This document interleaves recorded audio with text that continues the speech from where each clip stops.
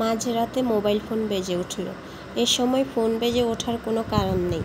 গভীর রাতে তাদেরই ফোন বেজে উঠবে যাদের ফিসফিস ফুসফাস জাতীয় ব্যাপার আছে।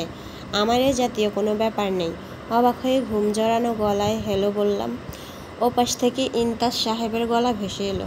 কণ্ঠস্বর শুনে মনে হলো তিনি কারো মৃত্যু সংবাদ দেবেন। প্রবল অনিচ্ছা সত্ত্বেও সুন্দর মায়াময় এই পৃথিবী থেকে একজন মানুষ চলে যেতে বাধ্য হয়েছেন।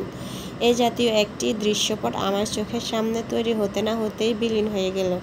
ইমতাজ সাহেব কোনো মৃত্যু সংবাদ দিলেন না।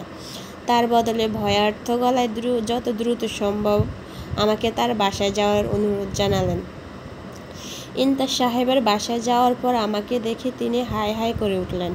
তাকে সুস্থির হওয়ার উপদেশ দিয়ে পাশে বসা ভাবির কাছে জানতে চাইলাম, বিষয় কি?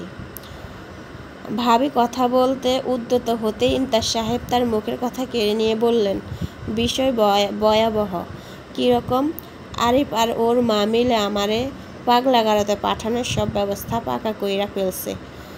আরিফ ইমতাজ সাহেবের বড় ছেলে, অমায়িক ও মেধাবী। ভাবিও ধীরস্থির প্রকৃতির মহিলা।